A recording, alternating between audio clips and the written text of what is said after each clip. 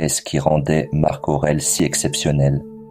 Il était l'un des 5 bons empereurs qui se souciaient sincèrement de leur peuple, mais aussi un fervent adepte de la philosophie stoïcienne. Malgré ses responsabilités impériales, il trouva le temps d'écrire une série de réflexions personnelles, aujourd'hui connues sous le nom de « Pensées pour moi-même ». Dans ses écrits, cet empereur romain partage de précieuses leçons sur la manière de mener une vie heureuse. Dans cette vidéo, nous allons explorer 10 des enseignements les plus importants tirés des pensées de Marc Aurèle. Avant de commencer, je vous invite à rester jusqu'à la fin. Si vous êtes ici, c'est parce que vous voulez progresser. Les 5 derniers conseils sont essentiels, mais il est indispensable de comprendre les premiers, car ils posent les bases pour les suivants. Je compte sur votre présence, chère famille. Numéro 1. Transformez vos pensées négatives. Une méthode puissante pour gérer les émotions négatives consiste à changer nos pensées négatives. Marc Aurèle a écrit « Tu as du pouvoir sur ton esprit, pas sur les événements extérieurs. Réalise cela et tu trouveras la force. » Par ces mots, il voulait dire que notre façon de penser influence grandement nos émotions. Prenons un exemple. Arnaud et Sylvain, invités à la même fête d'anniversaire. Arnaud, extraverti, se réjouit de l'événement, y voyant une belle occasion de rencontrer de nouvelles personnes et de s'amuser. Sylvain, plus réservé, appréhende la soirée, persuadé qu'il sera mal à l'aise et isolé. La même situation provoque des émotions opposées, démontrant que nos pensées, plus que les circonstances, façonnent nos ressentis. Ainsi, nos angoisses, inquiétudes ou colère ne naissent pas des événements eux-mêmes, mais de la manière dont nous les percevons. Cela signifie que nous avons la capacité de reprendre le contrôle sur nos émotions en modifiant nos pensées. Remettons en question nos hypothèses négatives et remplaçons-les par des idées plus réalistes et positives. Numéro 2. Transformer la colère en motivation et en créativité. Une façon efficace de gérer la colère est de la canaliser vers quelque chose de positif. La colère est une émotion puissante qui peut facilement nous submerger et nous pousser à agir impulsivement. Ces explosions de rage sont souvent suivies de regrets, causant du tort à nous-mêmes et aux autres. Mais, et si nous pouvions utiliser cette énergie pour le bien? Et si cette colère devenait une source de motivation et de créativité? La clé réside dans la prise de conscience de notre colère et de ses conséquences avant qu'elle ne nous domine. Prenons le temps de réfléchir à la manière dont elle impacte nos vies et nos relations. Puis, choisissons une réponse différente. Plutôt que de nous laisser consumer par elle, utilisons son énergie et son intensité pour créer quelque chose d'utile et bénéfique, tant pour nous-mêmes que pour les autres.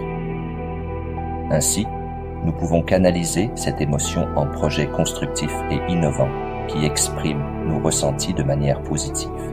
Numéro 3. Bâtissez votre propre caractère. Marc Aurèle a affirmé que l'esprit n'a besoin de rien d'autre que ce qu'il crée. Dans notre société matérialiste, nous sommes sans cesse bombardés par des publicités qui nous dictent quoi acheter, ou par les médias qui exaltent les vies des riches et célèbres. Lorsque nous cherchons le bonheur dans les possessions matérielles, nous tombons dans un cycle sans fin. Il y aura toujours quelque chose de plus grand, plus rapide ou plus cher à désirer. En dépendant des choses extérieures pour notre bonheur, nous abandonnons notre contrôle sur celui-ci. En réalité, rien de matériel ne nous appartient vraiment. Tout peut nous être retiré à tout moment. Si notre identité repose sur la taille de notre maison, que se passe-t-il si nous la perdons?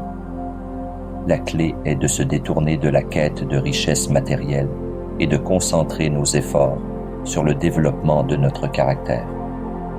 Ce dernier est le fondement de qui nous sommes et de la manière dont nous vivons.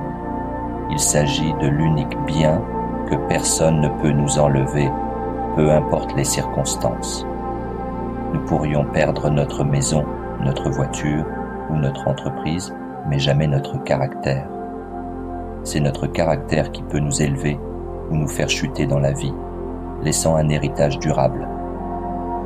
Par conséquent, nous devrions nous efforcer de cultiver un caractère empreint de compassion, de sincérité et de diligence, tout en apprenant à traiter les autres avec respect et bienveillance. Numéro 4. Ne basez pas votre bonheur sur l'opinion des autres. Nous ne devrions jamais fonder notre bonheur sur ce que pensent les autres. Avec des milliards de personnes sur Terre, il est tout simplement impossible de plaire à tout le monde. Chercher des likes sur les réseaux sociaux ou des matchs sur des applications de rencontres peut nous rendre dépendants de la validation extérieure. Pourtant, cette validation est une source de bonheur fragile et instable. La clé réside dans un changement d'état d'esprit. Nous devons cultiver notre bonheur de l'intérieur en construisant une relation solide avec nous-mêmes. Si quelqu'un ne nous apprécie pas, cela ne signifie pas que nous ne sommes ni drôles, ni gentils, ni intelligents. Il y aura toujours des gens qui ne seront pas d'accord avec nous ou qui nous critiqueront, quoi que nous fassions. C'est pourquoi il est essentiel de vivre de manière authentique. Ne prétendons pas adhérer à des idées politiques, si ce n'est pas le cas, ou de tolérer des remarques blessantes de nos proches. Comme l'a dit l'écrivain André Gide, il vaut mieux être détesté pour ce que l'on est qu'aimé pour ce que l'on n'est pas. Numéro 5. Concentrez-vous sur ce que vous pouvez contrôler. Les seules choses que nous maîtrisons réellement dans la vie sont nos pensées et nos actions. Tout le reste échappe à notre contrôle. C'est pourquoi nous devons diriger notre attention sur ce que nous pouvons influencer et ignorer ce qui ne dépend pas de nous. Marc Aurèle nous rappelle : si le concombre est amer, jette-le. Si un chemin est épineux, contourne-le. Voilà tout ce qu'il faut savoir. Rien de plus. Trop souvent, nous gaspillons temps et énergie sur des éléments hors de notre portée. Par exemple, la colère peut parfois être utile si elle nous pousse à agir contre l'injustice. Mais, bien souvent, elle est inutile. Imaginez-vous coincé dans un embouteillage. Vous avez le choix d'écouter calmement la radio ou de céder à la colère en klaxonnant. Dans les deux cas, la situation ne changera pas, car elle est hors de votre contrôle. Nous ne pouvons pas contrôler ce que pensent, disent ou font les autres. Ainsi, il est vain de leur accorder trop d'importance. Concentrons-nous plutôt sur notre propre vie et sur ce que nous pouvons véritablement transformer. Prête pour le meilleur, chère famille ? Plongeons ensemble dans les 5 derniers conseils du grand Marc Aurèle. Numéro 6. Préparez-vous au défi. Soyez prête à tout et rebondissez face aux obstacles. Marc nous enseigne que bien vivre s'apparente davantage à la lutte qu'à la danse, car cela exige d'être vigilant, préparé à l'inattendu et capable de rester debout face à l'imprévu. La clé du bonheur réside dans la résilience, cette capacité à faire face aux difficultés et aux revers sans perdre pied. Ceux qui réussissent et prospèrent voient les défis autrement. Ils sont prêts à toute éventualité et considèrent la vie comme une opportunité d'adaptation. Ils cherchent le côté positif dans les situations difficiles, en ne laissant pas l'échec les arrêter. Ils avancent par petits pas, malgré leur peur et leur résistance. Ils adoptent une vision optimiste de la vie et du flux constant du temps. Comme Marc Aurèle le dit avec sagesse, le temps est puissant et cela aussi passera. Numéro 7. Soyez profondément reconnaissant pour ce que vous avez.